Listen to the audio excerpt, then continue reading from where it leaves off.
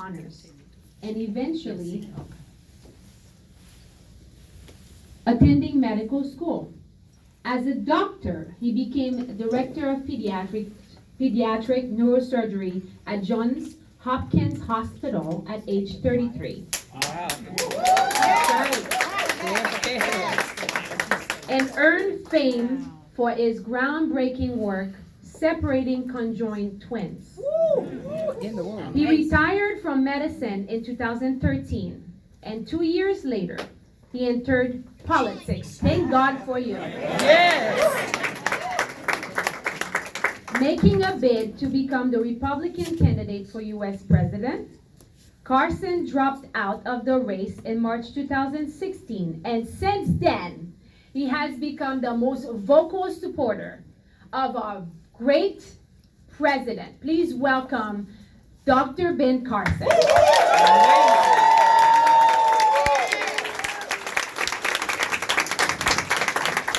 Well, thank you very much. Candy and I are delighted to be here. Glad to see all the enthusiasm here.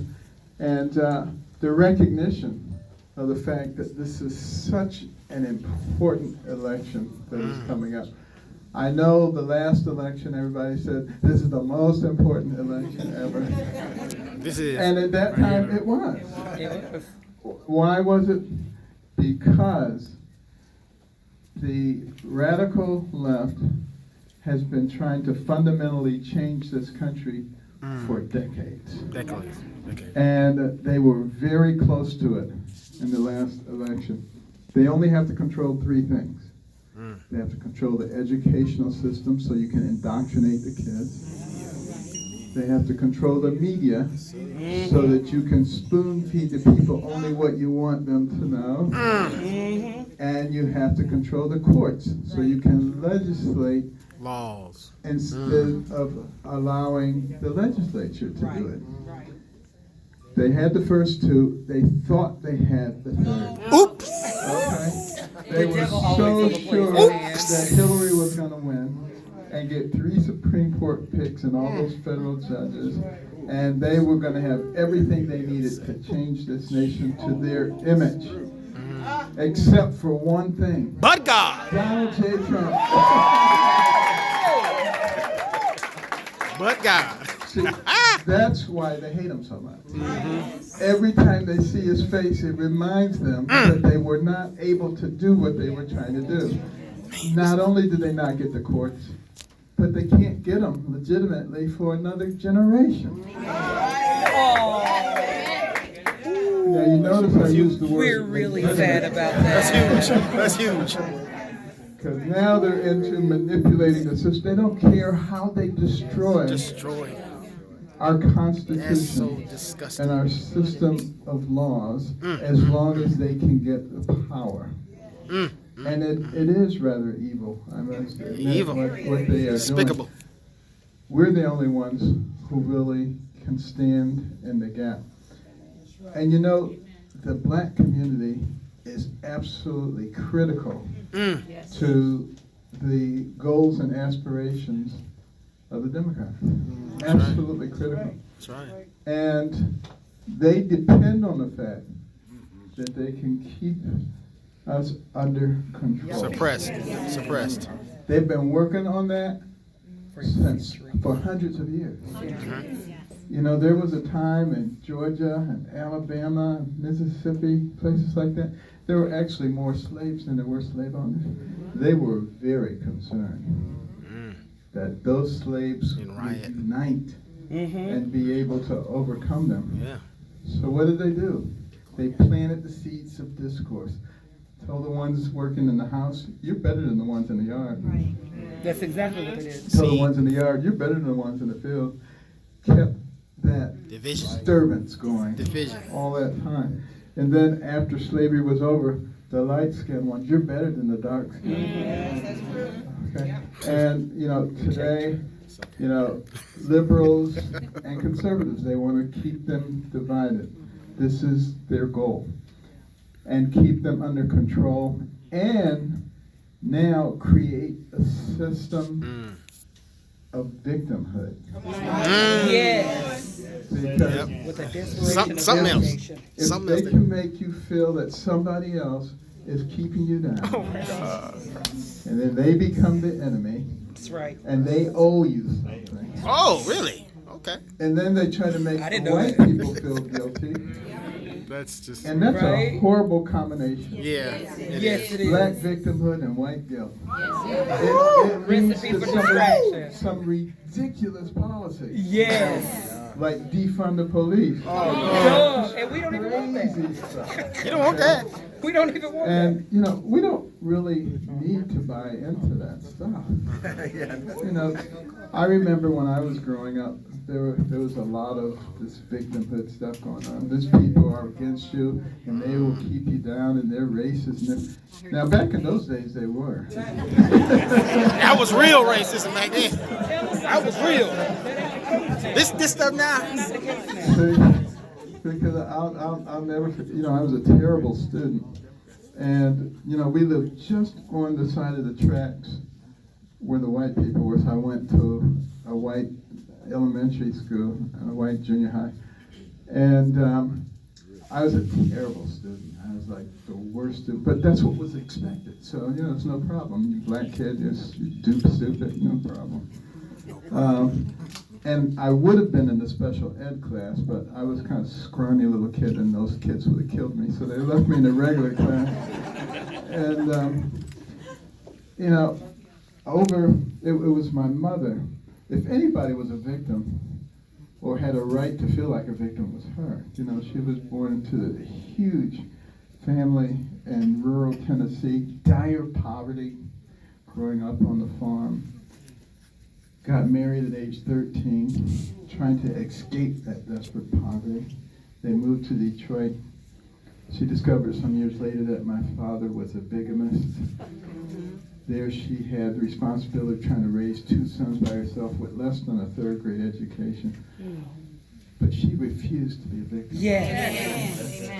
She said, I can do something. And she worked as a domestic, cleaning people's houses, one house to the next, leaving at 5 in the morning, getting back after midnight, because she didn't want to be on welfare. Because she didn't want somebody else to control her life. That's right. And she refused to let us be victims also. And she was really not a domestic. She was really a spy. She wanted to see why those people whose houses she was cleaning were so successful. And she concluded it was because they didn't sit around watching TV all day. They were reading, and she came home and imposed that on us, and we were not happy. In today's world, we would have called social services. So we had to read those books, and boy, did it change us. Academically, I went from the bottom of the class to the top of the class, much to the consternation of all those students who used to laugh and call me dummy. Now coming to me saying, Benny, how do you work this problem? And I would say, sit at my feet, youngster, while I answer.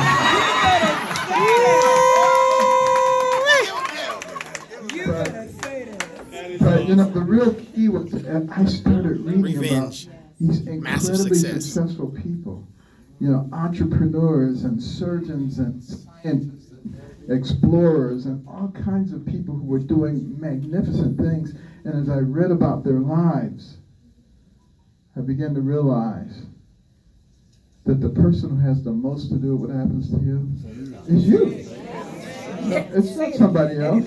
Somebody else can't control your life. They can try to get in your way. Exactly. Okay?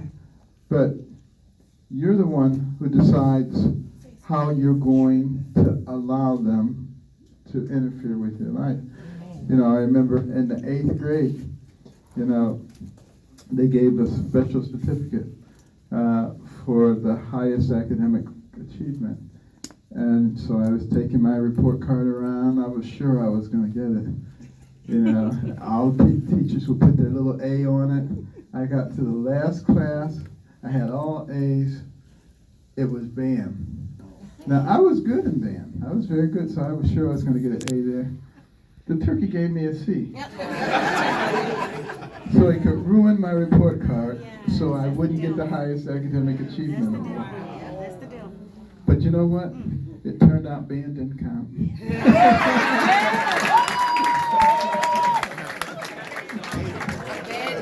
So I got the award anyway. Boom.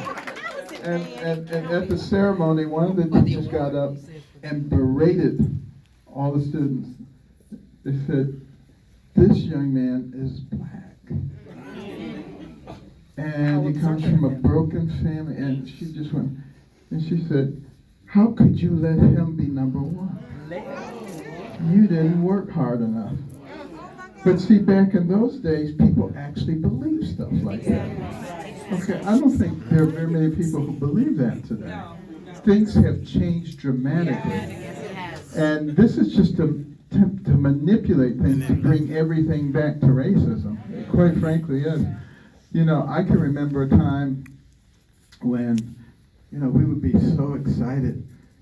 It's a black bus driver. And then he's a black pilot. And, you know, and now these are all routine. Normal. things. It's normal. No one It's normal. even gives them a second thought. So, you know, opportunity. We've had a black president. Maybe not the best one, but Obama. but, Slow Obama. but you know what? I got to tell you, even though philosophically we're on the other end of the spectrum, I'm very proud of the fact that we have had a black president. It can be done. But we have to go back to what is important in God's sight. You know, God doesn't care what color you are. It sure ain't. He passes out his blessings and the talent to everybody. I remember when I decided I wanted to become a neurosurgeon. I was in medical school. There had only ever been 8 black neurosurgeons in the world. Everybody thought it was a really strange thing for you to want to do. But you know what? God gives you the talent, not based on your color. He gives it based on his purposes for you. Okay?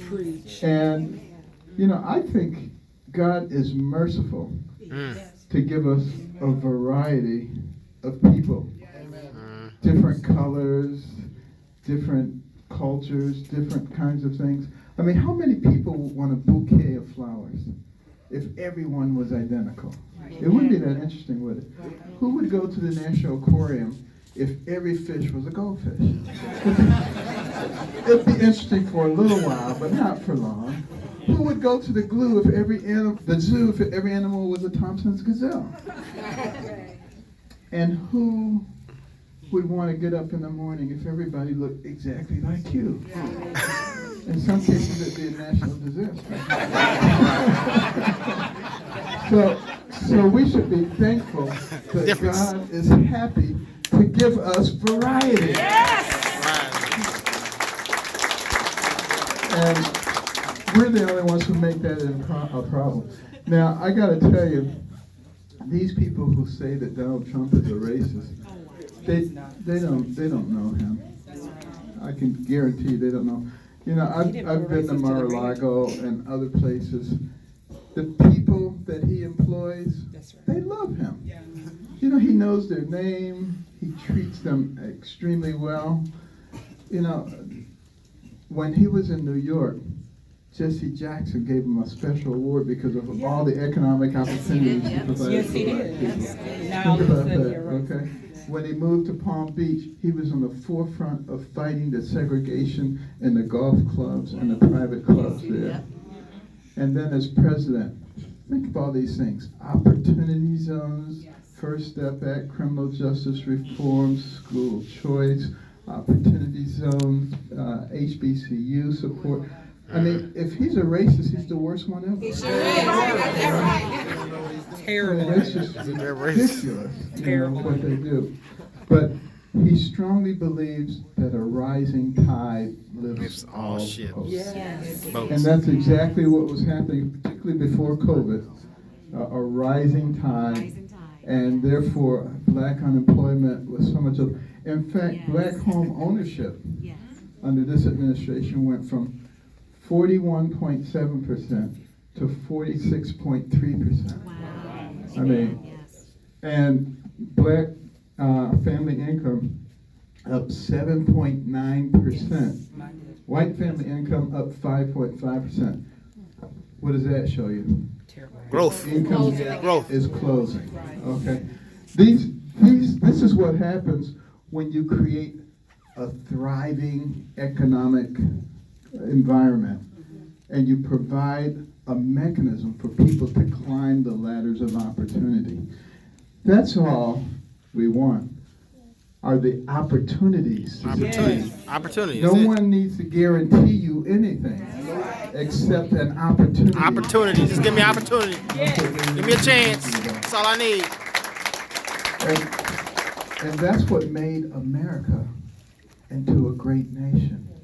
Because people knew that I can get out there, I can work my fingers to the bones, but I will benefit from it. Now we have a system that is very different coming upon us. Anybody remember the name Nikita Khrushchev? Yes, 1953. And that's right. Nikita Khrushchev said, your grandchildren's children will live under communism. That's what he said. And why did he say that? Because he knew what was necessary, and he knew we were ripe, because a lot of people would fall for what they wanted to do. First thing you have to do, gain control of the most important thing that people have. What is that? Their health. Socialized medicine. Vladimir Lenin said socialized medicine is the linchpin for the conversion of the people.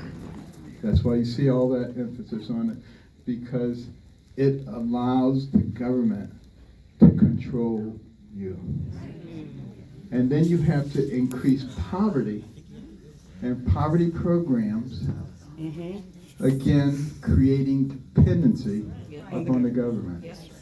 And then you have to raise the debt to unimaginable levels to justify very high taxes, so you can transfer the money from the people to the government.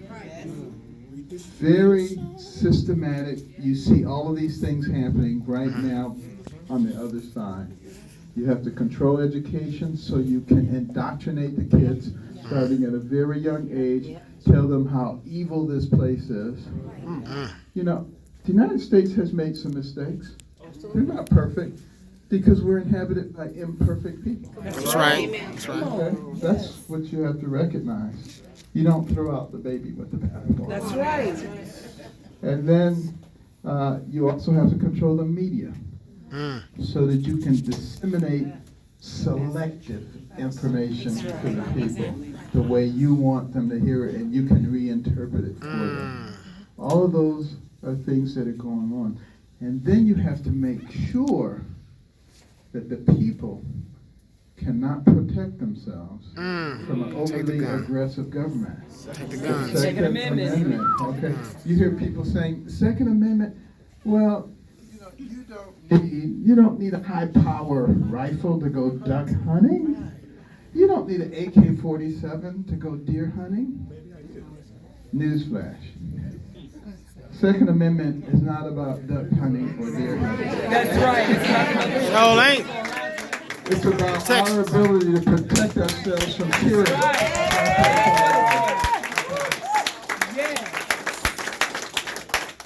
And then the most important thing that you have to do for that conversion, you have to remove God and replace it with government.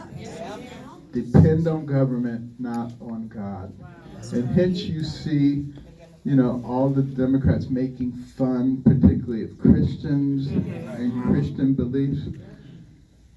I got to tell you, this nation was established on belief in God. You know, when George Washington was down to his last battalion, we were about to lose the Revolutionary War. He was on Long Island, surrounded on land and by sea, no escape. Meteorological records show that evening a dense, mysterious fog fell on the area. remained all night and into the next day so that he could escape. Escape. Now, some people say that's a coincidence. That is no coincidence. No coincidence. That was good. He believed in God. And so many of our founders believed in God. Now, some people, particularly on the other side, they'll say, well, he couldn't really have believed in God because he owned slaves. Can I tell you something? If you go back through the history of mankind, slavery has been around for a very, very long time. That's it. Doesn't Thousands of mean years. it's a good thing. No. It's a human thing. There's more slavery now than there was Mentally. 200 years ago. Mentally slave. Okay? And it's something, obviously, that should be resisted and fought. But we can't selectively take that out and say that that's the reason that America is evil and should never, have any respect. That makes absolutely no sense across the backdrop of the world.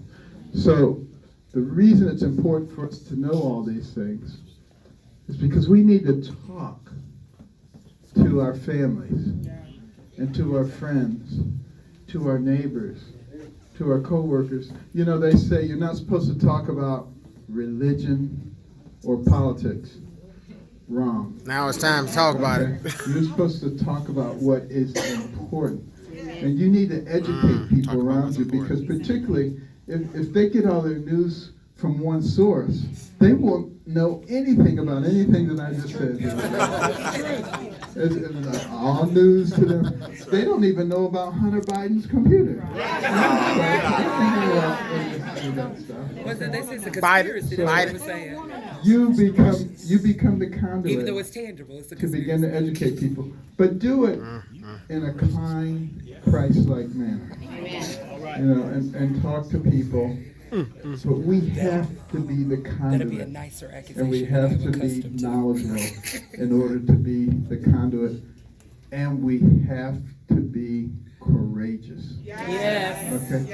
Yes. Freedom is not free. That's right. That's right. It's not Okay, free. there is a cost to it. That's it.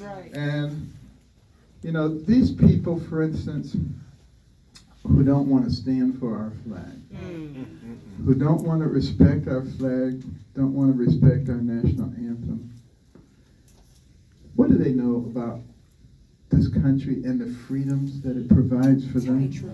They need to go live somewhere else for a while. Tell the truth. And see what's going on. In the War of 1812, the British had Fort McHenry under siege. They were going to destroy it. And they said to General Armistead, if you take down that American flag, we will spare you. General Armistead did not take that flag down. And they bombarded that place all night long, bombs bursting in air. But when the dawn came back, Yes. the flag was still there. There were dead bodies of our soldiers who held that flag up. They would not let that flag go down. But they stood for that flag, and that flag stands for who we are. And we need to recognize that. And I want you to think about D-Day, World War II, all those soldiers, young soldiers, on the beach at Normandy, being mowed down by the hundreds by machine gun fire. 1,000 dead bodies lying there, but they kept coming, knowing, in many cases, that they would never see their beloved homeland. They would never see their family. Why would they do that? They didn't do it for themselves. They did it for us. They did it so that we could live in freedom. And now it's our turn. Now we have to stand for what we believe. That's right. And does that require some sacrifice sometimes? Yes. You may lose some friends. That's it. They gone. Bye. Bye. They weren't friends then. That's exactly right. They weren't really your They friends. one friends. a friend we have in Jesus. Okay? He'll never leave you. And we have to do what is right. That's right. Right. And the next time you sing the national anthem, you get to the end of that first stanza. And it says, land of the free and home of the brave. Just remember, you cannot be free if you're not brave. That's right. Love it. You cannot be free if you're not brave, baby.